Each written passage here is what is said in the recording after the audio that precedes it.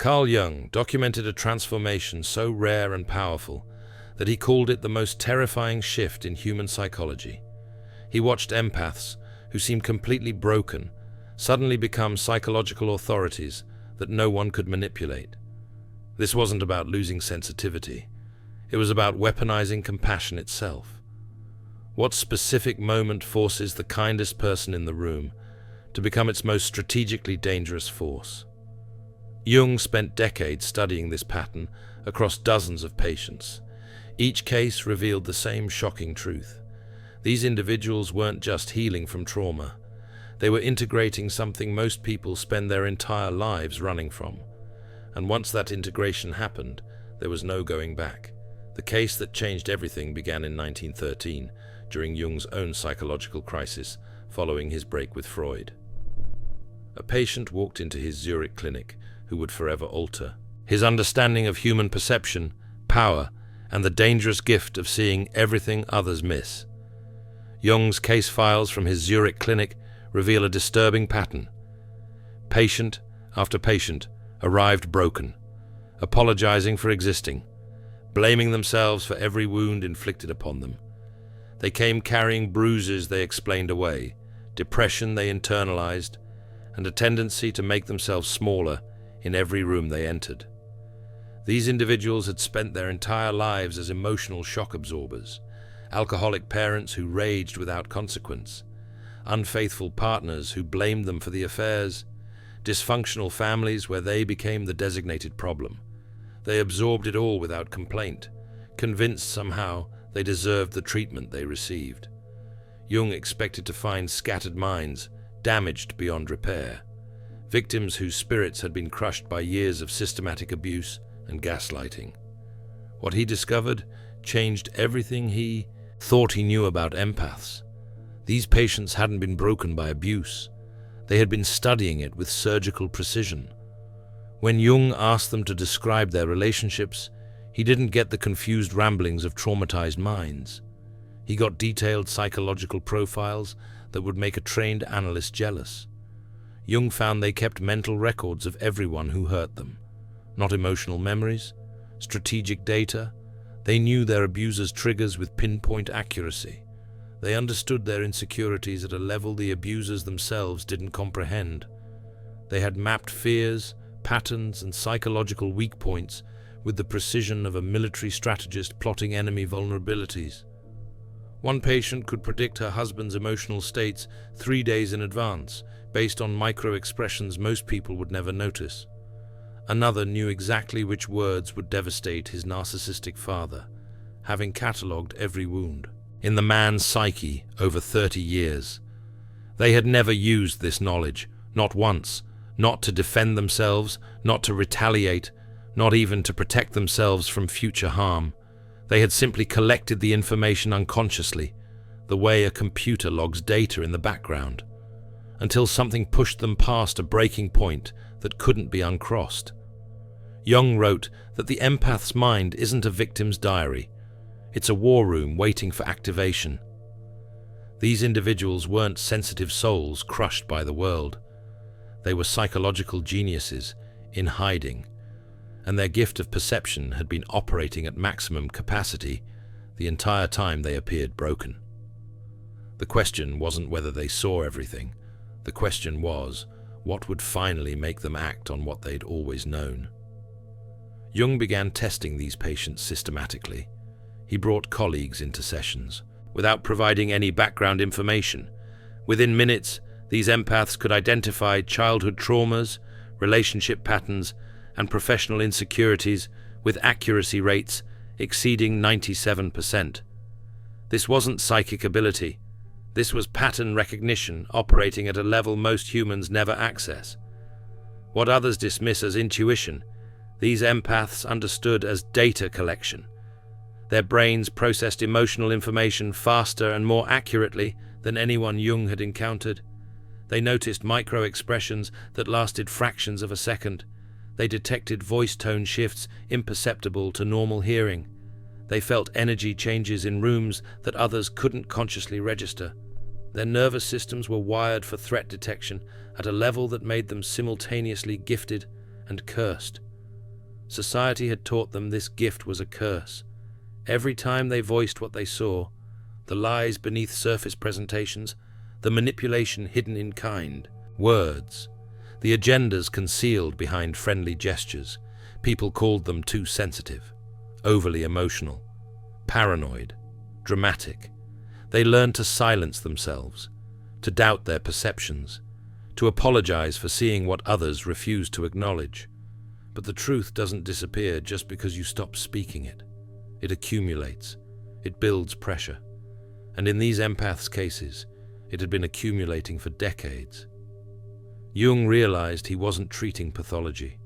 He was observing what happens when consciousness becomes too advanced for social survival, when perception becomes so differentiated that normal human relationships feel like navigating a world where everyone else is partially blind. These empaths could see the emperor had no clothes. They could see everyone pretending otherwise, and they'd spent their entire lives being punished for mentioning the obvious. The question that haunted Jung was simple. What happens when these individuals finally stop pretending they don't see? What happens when the most perceptive people in any room decide to stop protecting everyone from the truth? Empaths aren't broken. They're alchemists in progress. The Alchemist's Path gives you drills, Jung-based boundaries, and 3 exclusive chapter videos to turn overwhelm into clarity. By Surreal Mind, 236-page downloadable ebook, in stock. Begin now at thesurrealmind.com. But this gift of perception came with a devastating price that Jung observed, destroying his patients from the inside. He connected the empath's abilities to what he called the introverted intuitive type, roughly 1% of the population, possessing differentiated perception that sees through every social mask, every false presentation, every unconscious shadow that groups agree to ignore. Modern research on highly sensitive persons validates Jung's observations. About 20% of people have heightened sensory and emotional sensitivity. But Jung identified something more specific within his psychological typology. These individuals don't just feel deeply. They perceive unconscious patterns with startling clarity that others cannot access. They see depression behind forced smiles at family gatherings. They sense desperation beneath confident business presentations. They feel the collective shadow that groups unconsciously agree to ignore. The affairs no one mentions. The addictions everyone pretends don't exist. The cruelty disguised as concern. Jung wrote that the danger lies not in the perception itself, but in the psychic isolation it creates. When you see clearly what others cannot or will not see, you become a mirror that society cannot bear to look into. This creates what Jung called the problem of the superior function, when your greatest psychological strength becomes your greatest burden because it separates you from collective unconscious participation. You can't engage in small talk when you see the pain beneath every smile. You can't pretend family dynamics are healthy when you feel the toxicity in every interaction. You can't maintain friendships when people feel exposed and uncomfortable around your awareness. The curse of this consciousness is that it cannot be shared with those who do not possess it. Jung observed these patients becoming islands of awareness in oceans of unconsciousness. They lived in a different reality from everyone around them, not because they were delusional, but because they were seeing what actually existed beneath social agreements to pretend otherwise. This isolation isn't just social, it's existential. These individuals often reported feeling like they were living in a different dimension, watching a play where everyone else had agreed to pretend the actors weren't reading from scripts. But the isolation was only the beginning of their suffering. The real danger came from what Jung extensively documented as shadow projection. When someone's darkness is reflected back through clear perception, the unconscious mind faces 2 choices: integrate the shadow or attack the mirror. Jung documented this pattern repeatedly in his clinical work. The person who sees clearly gets blamed for creating the problems they're merely observing. His patients with differentiated intuition experienced this constantly, and it was driving them towards psychological breakdown. When they would gently suggest someone seemed troubled, that person would explode at them for being negative or creating drama. When they'd express concern about obvious problems in family systems, they'd be accused of being judgmental or manufacturing issues where none existed. One patient mentioned her sister's drinking problem at a family dinner. The entire family turned on her, not the alcoholic sister. She became the problem for mentioning the obvious, the scapegoat for making everyone uncomfortable by refusing to participate in collective denial. Another patient noticed financial irregularities at his workplace and quietly mentioned them to his supervisor. Within weeks, he was labeled as paranoid, difficult, and eventually fired.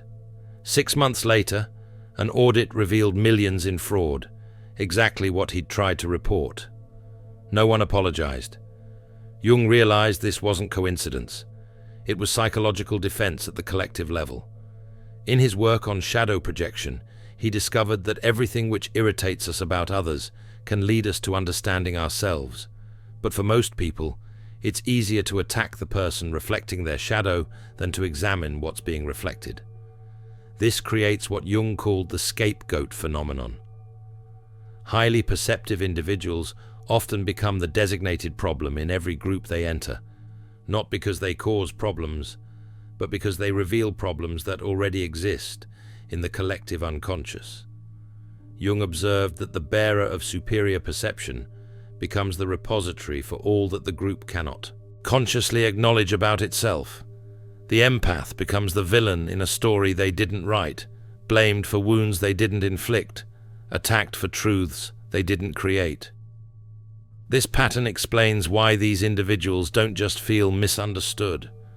They feel systematically targeted by a force they can't rationally explain, because they are being targeted unconsciously by everyone who cannot tolerate having their shadow reflected back to them.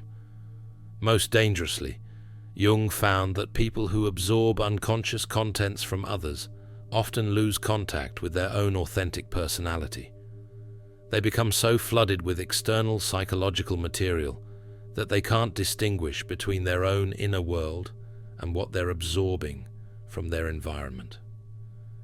Jung called this participation mystique, a state where psychological boundaries dissolve and the individual becomes merged with collective unconscious contents. The empath stops knowing where they end and others begin. One patient described it as wearing everyone else's emotions like heavy coats she couldn't remove. She'd wake up anxious and spend hours trying to figure out if the anxiety was hers or something she'd absorbed from her husband, her children, her co-workers. She'd feel depressed and wonder if it was her depression or her mother's, projected onto her during their last phone call. This wasn't just confusion. This was psychological annihilation, the complete loss of individual identity in favor of collective possession. Jung wrote that the danger is not merely social exile, but the dissolution of self. When you've spent your entire life absorbing others' contents, you stop knowing who you are underneath all that external material. These empaths became everyone and no one simultaneously. Shape-shifters who could mirror anyone but couldn't locate their own reflection. This is why Jung considered the integration of superior perception not just therapeutically important, but psychologically urgent. Without it, these individuals would literally lose themselves to the collective unconscious, drowning in everyone else's unprocessed material. The transformation doesn't happen gradually. Jung identified a consistent trigger across every case he studied: shadow integration under extreme duress. The catalyst was always betrayal by someone completely trusted, combined with the sickening realization they had ignored the warning signs all along. In case after case, Jung documented the same scenario unfolding.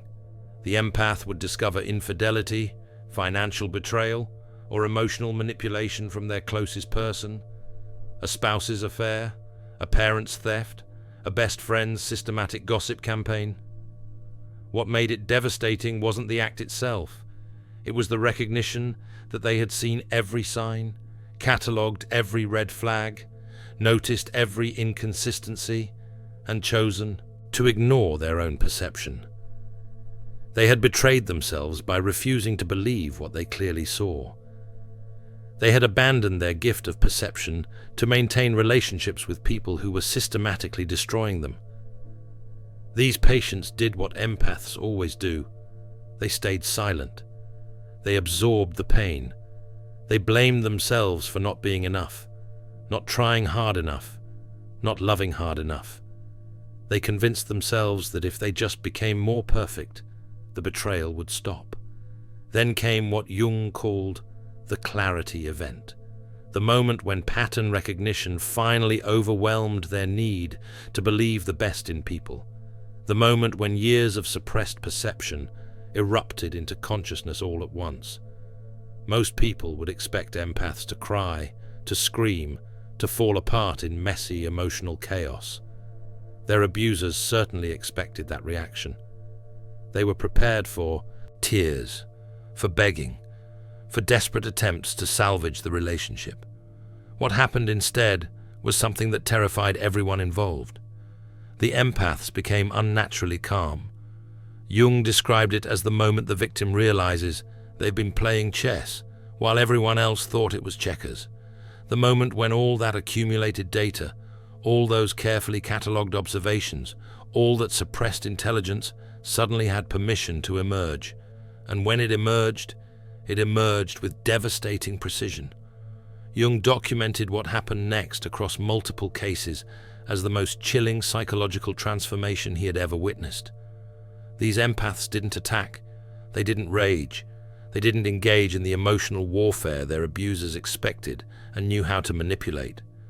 They simply began speaking truth, every observation they had catalogued over years, every pattern they had silently endured, every manipulation they had pretended not to notice. It emerged not with cruelty, but with clinical precision, like surgeons identifying diseased organs before systematic removal. One patient calmly listed every affair her husband had conducted over 15 years, including ones he thought she'd never discovered. She recited dates, locations, and the specific lies he'd told to cover each one. She did it without emotion, just stating facts, watching his face drain of color as he realized she'd known everything the entire time. Another patient walked into a family intervention his siblings had staged, claiming he was mentally unstable. He spent 30 minutes systematically dismantling each sibling's facade, revealing their addictions, their financial crimes, their hidden resentments with such accuracy that two of them left in tears. He didn't raise his voice once. This wasn't revenge. It was clarity. These empaths were finally using their complete perception, not to excuse behavior, not to enable dysfunction, but to expose it with ruthless accuracy. Jung realized this was shadow integration in its purest form. The moment when someone stops denying the parts of themselves they were taught to hide. For empaths, their shadow wasn't evil. It was their suppressed intelligence, their silenced intuition, their denied strength, their right to boundaries, their capacity for strategic action. When they finally integrated these shadow aspects, they became what Jung called psychologically complete. And a complete empath, Jung discovered, was one of the most powerful forces in human psychology. The transformation was permanent. Jung documented this across every successful integration case. These patients never cycled back into people-pleasing. They stopped apologizing for boundaries. They stopped second-guessing perceptions. They stopped making themselves smaller to accommodate others' egos. They had become empaths, who could no longer be manipulated, and this permanence terrified the people around them. Within months, their entire lives transformed with strategic precision. They left abusive relationships without drama or explanation. They cut contact with toxic family members without guilt or second thoughts. They restructured their social circles, keeping only those who could meet them at their new level of consciousness. Jung observed them becoming what he called selectively empathetic, still deeply caring, but strategically protective of where that care flowed. They had learned the difference between compassion and enabling, between love and self-abandonment. The most disturbing part for Jung was how their presence affected others. People who once walked over them suddenly felt nervous in their company. These empaths weren't aggressive. They weren't cruel. They weren't even confrontational. But everyone sensed something fundamental had shifted. Jung identified what he called the predator's instinct. Manipulative people can sense when their usual tactics won't work. They avoid integrated empaths the way vampires avoid sunlight, through pure instinct for self-preservation. People who once demanded constant emotional labor suddenly stopped calling. Family members who relied on them as scapegoats found new targets. Friends who'd taken advantage of their kindness simply disappeared without explanation. Meanwhile, healthy people felt safe around them for the first time. Authentic individuals gravitated toward their energy. Other integrated people recognized them immediately, like members of a secret society, acknowledging each other across crowded rooms. Jung wrote that the awakened empath doesn't need to announce their power. Others can feel it in their bones. The integrated empath becomes a living lie detector, not through judgment, but through presence alone. Jung spent years following these transformed patients, lives after integration.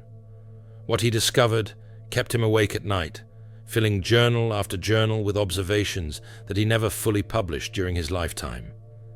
These individuals had become extraordinarily successful in ways that seemed almost supernatural. Their businesses thrived because they could read clients' real needs before those needs were voiced. They could sense which partnerships would succeed and which would fail with uncanny accuracy. Their new relationships were healthy because they could identify emotional predators within minutes of meeting them. Red flags that took most people months or years to recognize, they spotted in the first conversation. They never again wasted time on people who couldn't match their emotional intelligence.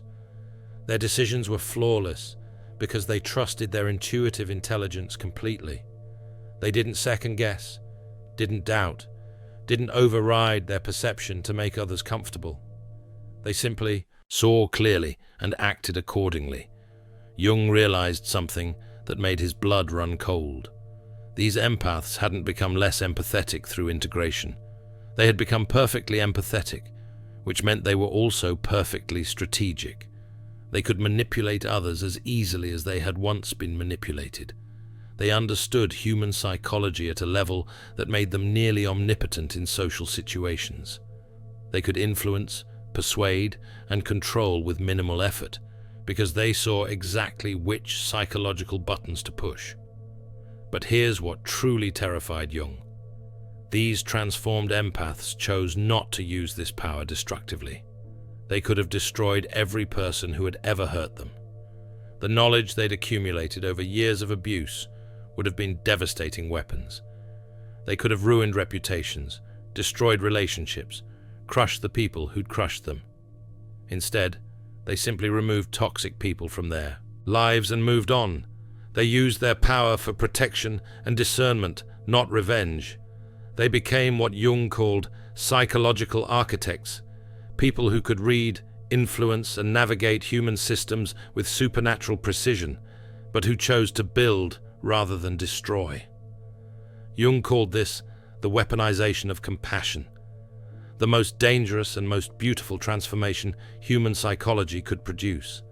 The integrated empath's presence alone forced everyone around them to evolve or reveal their true nature. Jung documented this as the mirror effect. These individuals didn't have to actively confront people's dysfunction anymore. Their mere existence reflected issues back with uncomfortable clarity. Manipulators couldn't stand to be around them. They felt exposed, seen through, unable to operate their usual psychological games. The integrated empath's calm awareness was like sunlight to vampires. Toxic people would make excuses and disappear, often without the empath saying anything at all. One patient reported that her narcissistic mother stopped visiting entirely after her integration. The patient hadn't changed her behavior toward her mother. She simply stopped absorbing the mother's projections and manipulations. The mother sensed this shift immediately and withdrew, unable to tolerate being around someone she could no longer control. Meanwhile, authentic people felt safe with these empaths for the first time. They could sense that the integrated empath had no hidden agendas, no need for validation, no desire to manipulate. Genuine individuals felt permission to be themselves completely. Jung observed that the integrated empath becomes someone who can see through others completely, but no longer needs anything from them. This combination of total perception and zero neediness creates a presence that either elevates people or repels them. The empath becomes a living, sorting mechanism, unconsciously organizing their environment into authentic connections and exposing toxic patterns without effort. Jung understood that superior perception must be integrated consciously to avoid destruction. Without integration, these gifts become curses that lead to isolation, identity dissolution, or psychological breakdown. He developed what he called the individuation process, specifically to help highly perceptive individuals transform from victims to authorities. The process has 3 essential phases that every integrated empath must master. First, recognition and differentiation. This requires establishing conscious discrimination between what belongs to yourself and what you've absorbed from others. Without this foundational skill, the empath remains lost in participation mystique, drowning in everyone else's contents. Jung instructed patients to spend time in complete solitude daily, not just alone physically, but in complete mental isolation. No phone, no music, no distractions, just silence, allowing absorbed material to settle so they could recognize their own authentic psychological voice beneath the noise. This practice reveals a shocking truth.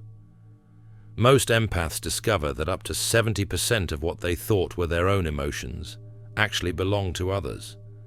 The anxiety wasn't theirs. The depression wasn't theirs.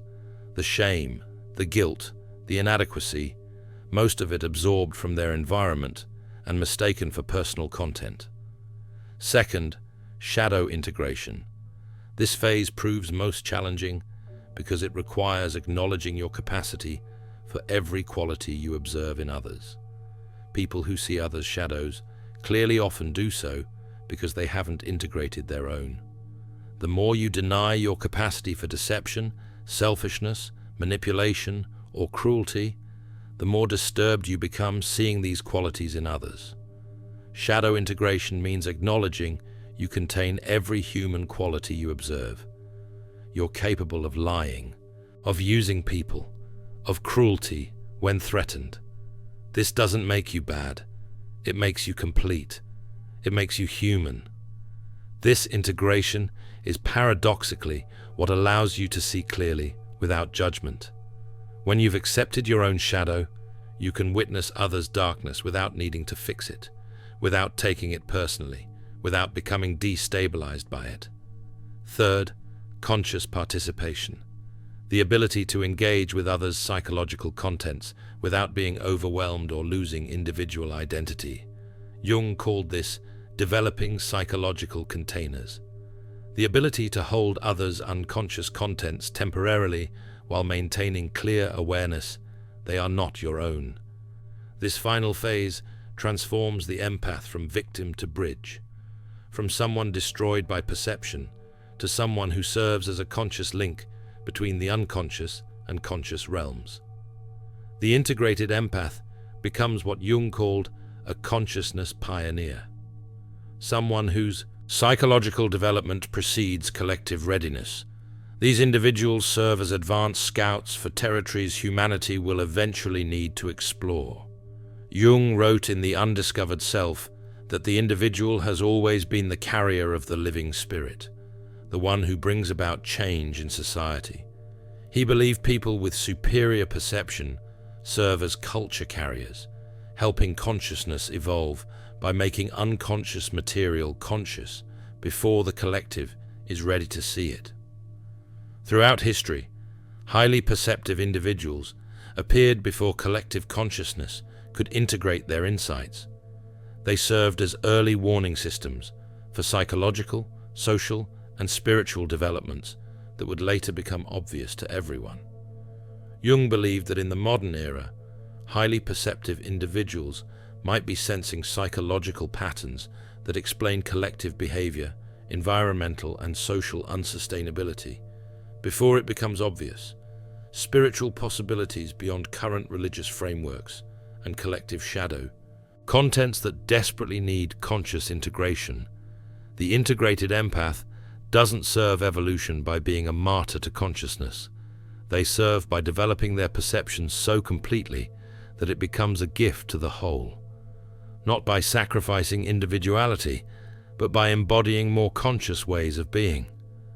At the highest level of integration, Jung observed these individuals holding their abilities lightly, seeing clearly without attachment to others, accepting what they see, perceiving deeply without compulsion to fix everything they observe.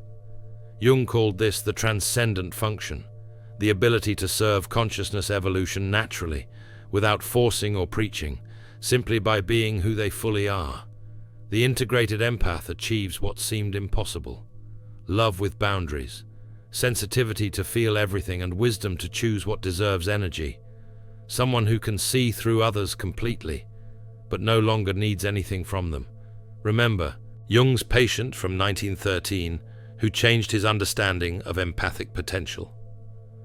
After 3 years of working through Jung's individuation process, her life transformed completely. She learned to distinguish between her psychological contents and absorb material from others. She found work as a counselor, where her differentiated perception helped troubled individuals feel truly seen for the first time. She built relationships with people who valued her insights rather than fearing them. Most importantly, she stopped experiencing her superior perception as a curse and began understanding it as what Jung called a gift requiring conscious development. Jung wrote about her transformation in his private notes. The patient learned not to see less, but to see more wisely, not to perceive less deeply, but to engage more consciously with what she perceived. Her gift remained intact, but her relationship to it became integrated rather than overwhelming. This represents the full realization of the empath as authority, not authority over others, but authority over their own perception, their own energy, their own psychological space. They become sovereigns of their inner kingdom, allowing entry only to what serves their evolution. The awakened empath represents what Jung believed was humanity's next evolutionary step. People who feel everything without being destroyed by it, who see everything without becoming cynical, who love deeply without losing themselves, who wield tremendous psychological power with wisdom and restraint. This transformation isn't about becoming cold or disconnected. It's about becoming complete. The integrated empath maintains full access to their sensitivity while developing the strategic intelligence to protect it. They haven't lost their gift. They've learned to use it consciously. Jung's research proves this transformation isn't just possible. For empaths pushed to their breaking point, it's inevitable. The question isn't whether the empath will snap. The question is whether they'll integrate consciously like Jung's documented cases, or let the shadow consume them destructively. Most empaths, when pushed beyond their limits, choose integration. They don't become cruel. They become precise. They don't lose their hearts. They gain backbones. Your sensitivity isn't your weakness. It's your weapon.